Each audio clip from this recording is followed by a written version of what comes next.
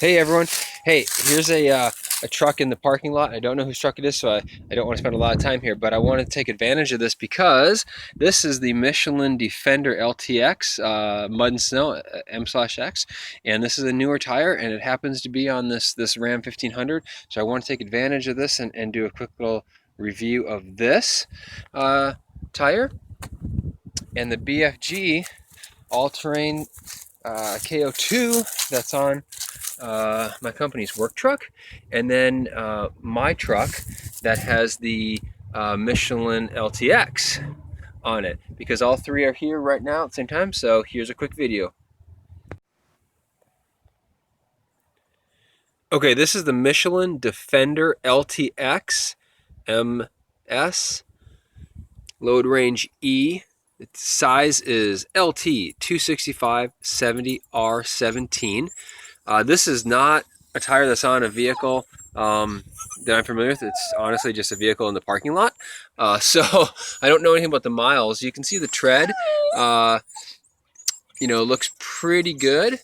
What's interesting about this tire is it's pretty flexible. You can move, there's a lot of siping, and you can move the rubber, somewhat easily. It's a little bit flexible there. So I would imagine that they actually do fairly well on snow or snow slickened roads and ice, because those sipes are really going to flex and kind of bite in to the snow. So that is the Michelin Defender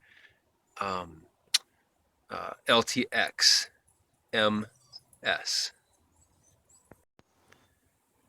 All right, here we have the BFG All Terrain TA. This is the KO2 version of it. This is on my work truck. We've got about 10, well, no, probably 7,000 miles on them, maybe. See, the tread life is still really good. This is the size LT 275/65R18 and load range E as well. You can see on these, on the tread, there's lots of reviews about this, but it's, again, the tire compound is pretty flexible, so you can actually get in and move the siping, or move the tread blocks where the siping is, and that is why apparently the KO2 version is so much better in the winter traction. About 10,000, 7,000 miles or so, and they still look very, very new.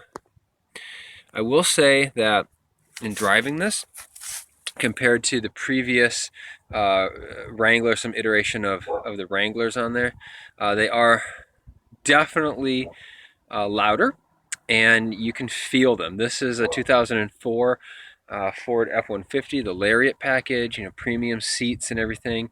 You can really feel a difference with them. I can't tell you about the mileage difference, because honestly I didn't track the mileage that much on the work truck, and a lot of different employees drive it, so it's just not consistent. But this is the KO2 on an F-150.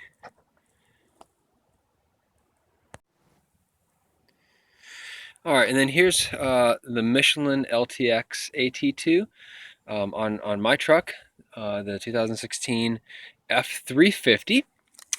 Okay, here's a close-up of the tread pattern on this.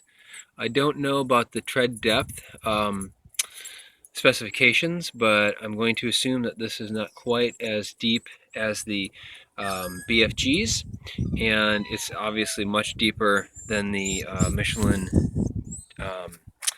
Defenders that I just showed. Here we have 275/65R20 with the load range E as well.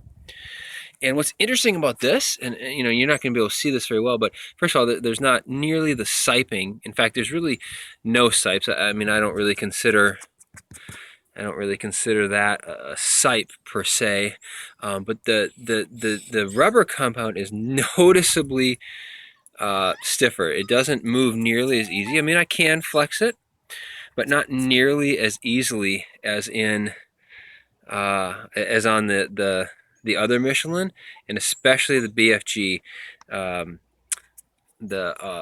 All Terrain KO2 that I just showed. So I overall have been impressed with the traction that this gave me this winter, but in no way did we have a rough winter. Never once had a big snowstorm or anything like that. So I mean, my experience with it was limited. But in the driving I did with this truck, I was actually really, really impressed with the handling on that, as a previous video that I have shows.